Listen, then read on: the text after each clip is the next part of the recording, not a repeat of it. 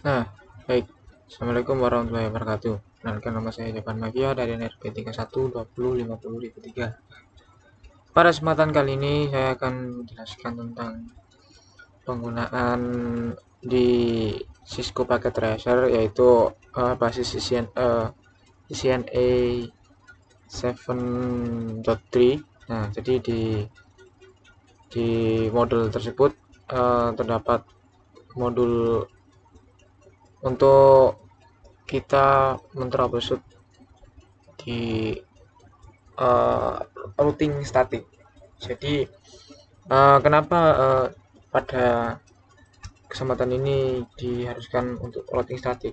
Ambil contoh di perusahaan atau di CV, memang kalau kita tidak menggunakan routing secara statik, nanti bisa terjadi misalkan malfunction pada sebuah jaringan, di mana jaringan tersebut, misalkan satu jaringan yang sama, nanti ada beberapa masalah di dalamnya. Misalkan nanti uh, ada errornya, atau ada kebobolan data atau bagaimana, karena rentan sekali di jaringan ini, sangat luas. Jadi misalkan kita taruh IP yang sama pada satu komputer untuk komputer yang lainnya, cuman hanya beda uh, netmask saja, mungkin nanti si author ini atau si pembobol ini bisa masuk lewat jaringan itu, lalu dia bisa mengambil data, atau mungkin lebih buruknya, mungkin account dari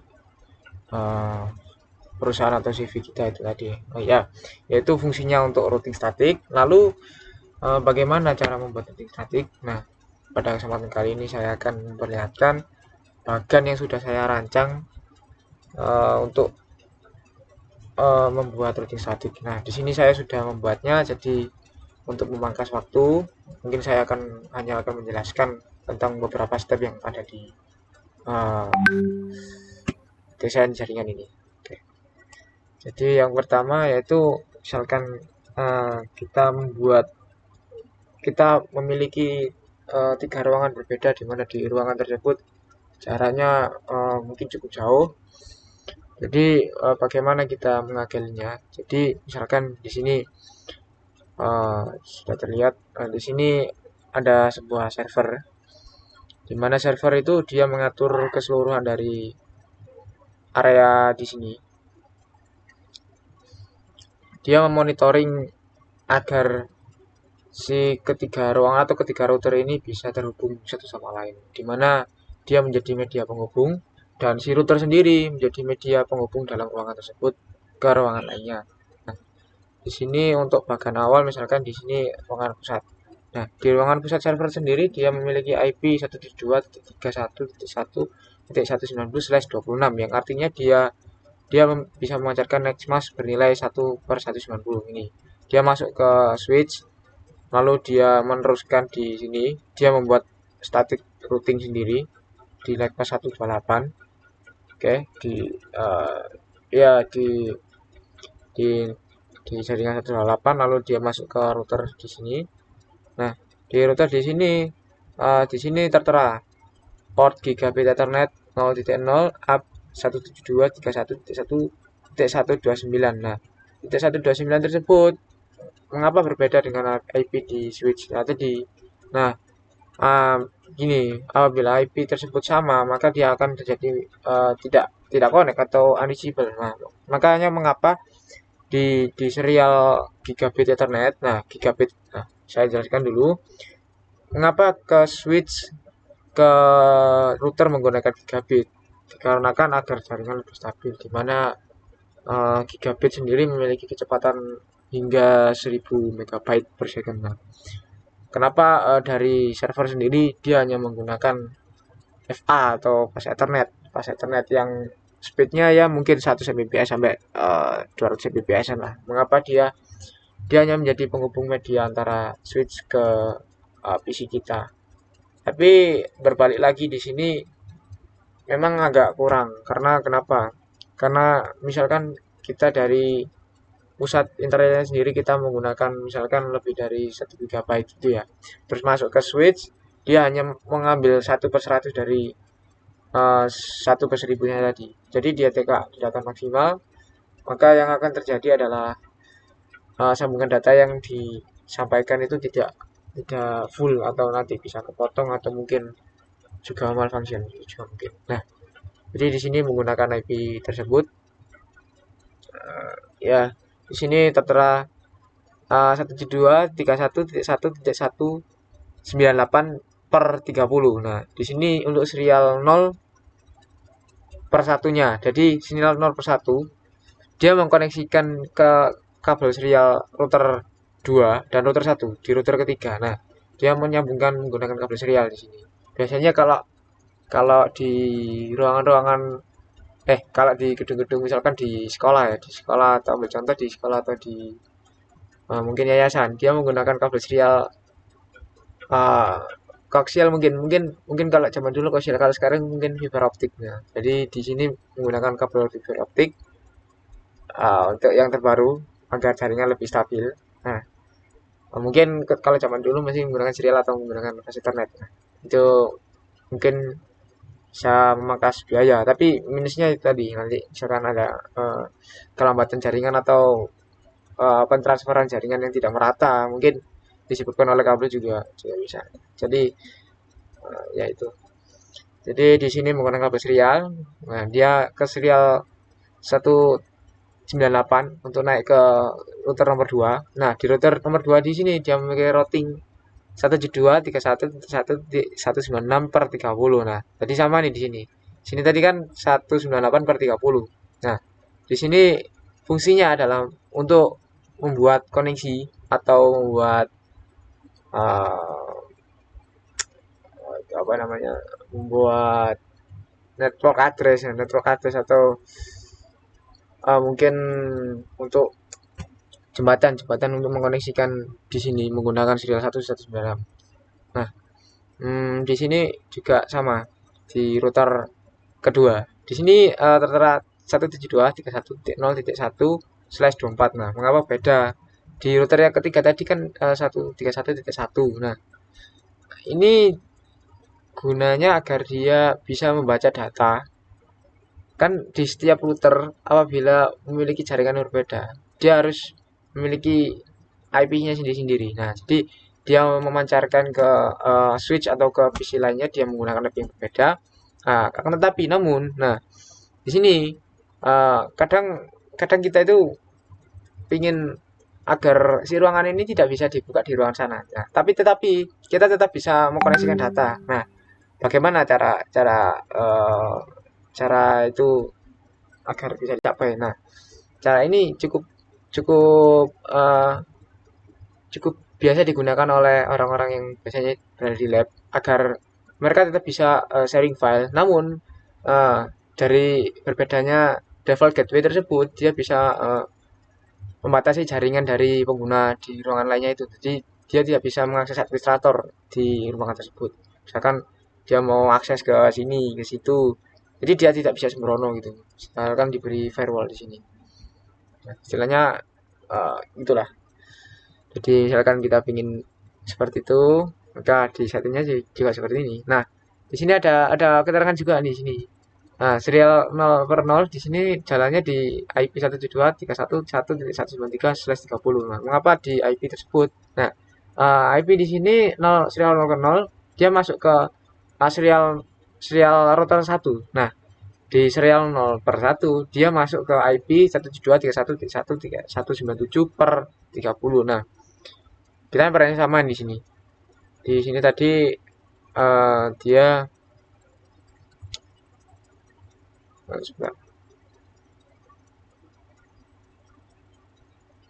di sini lagi juga sama. Dia ada per 30 di sini. Nah, mengapa di sini 197? Nah, saya katakan tadi di sini dia menjadi media penghubung. Nah, di mana di network ID ini dia harus beda. Meskipun di network pasnya sama, dia ID-nya harus beda.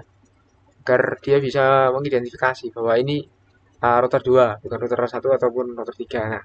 Nah, di sini juga sama. Di router 2 atau ruangan 2 di sini dia mengalokasikan data ke switch kedua.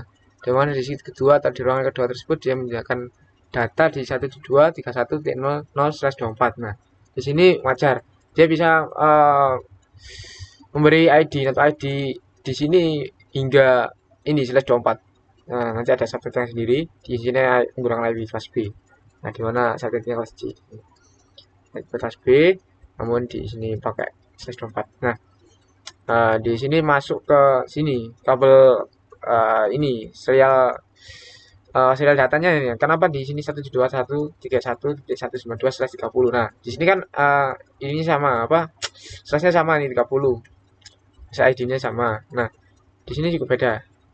Nah, bisa dilihat di sini di IP routernya sendiri dia memiliki IP 192.31.1.1/25. Kenapa kok /25? Nah, di sini dia menggunakan, kalau misalkan dia sama atau dia menggunakan slash yang sama di tadi 30, nah dia akan mengalami malfunction, di mana tadi yang saya sebutkan. Mungkin bisa untuk network ID, beberapa network ID, atau biasanya bypass di bypass di pastro atau di itunya apa, di paralel sistemnya di sini. Dia bisa juga seperti itu, cuman nanti mungkin jaringannya akan lebih tidak stabil karena dia ketiga ID itu digabungkan, jadi dia berbeda di sini. Nah, terlihat kembali di serial 0 per 0, dia menggunakan IP 172.31.1.31.94. Nah, dia harus beda, ketiga router ini harus beda, lalu jalannya routingnya harus beda. Jadi sini routing ke sini, routing ke sini, dan dari router kedua routing ke sini, dan dari router ketiga sendiri juga ke sini dan ke sini. Nah, jadi eh, dari router satu sendiri dia memiliki routing ke alokasi ruangan sendiri, dia juga merouting ke router 2. Nah, dari routing kedua atau ruangan kedua di sini dia merouting ke tiga tempat. Nah, jadi routing pertama yaitu ke ruangannya sendiri. Routing ke dua dia routing ke ruangan satu, routing ketiga dia routing ke tiga nih, ke ruangan ketiga. Nah, juga menggunakan cara yang sama seperti teori yang di sini. Jadi untuk pengalokasian IP-nya dia memang sama ID-nya, cuman ini harus sama 130-nya. Nah, mengapa ini berbeda sendiri? Nah, dia masuk ke sini untuk menggunakan masuk ke switch di ruangannya, di ruangan satu atau di router satu. Nah, dia juga masuk ke switch 172.31.1.30/25. Nah, dia masuk lagi ke sini sama nih, IP-nya 126. Nah, kenapa? Di sini karena kan /25 ini. Berarti ID-nya itu 126. Nah, sekarang mungkin penjelasan di sini seperti ini. Mungkin saya akan mencoba mengkoneksikan dari mungkin PC1 ke PC2, lalu server PC2, lalu ke server ke PC1. Saya akan mencoba di sini. Oke. Di penjelasan ini, oke. Ping, misalkan di sini si server mau ngetes data nih, mau mengirimkan data ke PC di ruangan satu, di server. Oke. Di PC ruangan server sendiri memiliki IP 172.1.1.1.26.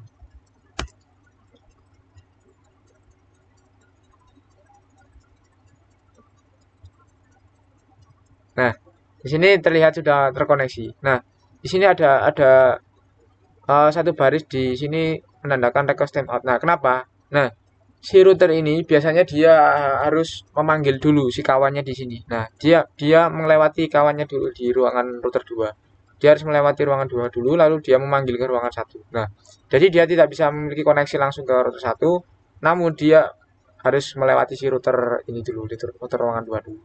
Nah, misalkan ketiga di sini dikoneksikan, mungkin ada salah satu yang malfunction. Kenapa? Karena soalnya di sini tidak ada satu pusat router yang menjadikan pusat perhatian. Nah, jadi koneksi paralel seperti itu akan menjadi malfunction. Mengapa di sini hanya koneksikan dua serial kabel saja? Nah, di sini dari server ke PC ruangan 1 sudah, lanjut ke PC ruangan 2. Oke.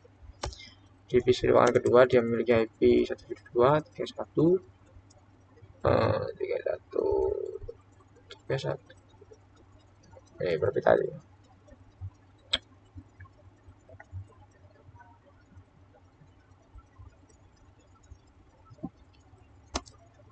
Nah, dia nih ngeping ke server switch 2. Mungkin di PC kedua di sini belum disetting ya IP-nya. Ini IP configuration-nya. Oh, ini IP configuration-nya. Dia static juga 0.254. Oke. Di sini mungkin belum ditulis di sini. bisa saya tulis cuman mungkin hilang. Jadi oke lah, saya tulis lagi. Jadi di sini tuh oke.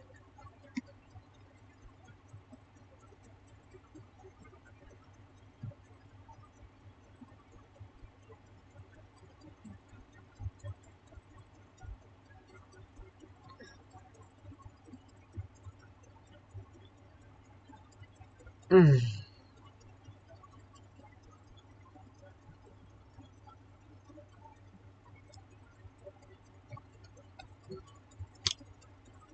mana tulisnya? Sebentar. Tools.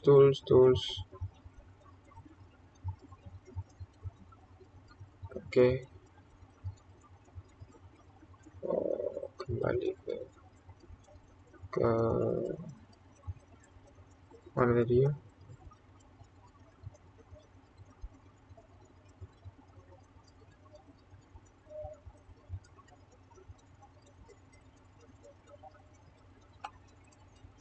Satu tujuh dua satu tiga satu titik nol titik dua lima empat. Taruh sini. Oke. Nah, jadi IP PC-nya ini 172.31.0.4. Kita coba dikoneksikan. Ping 0254. Oke.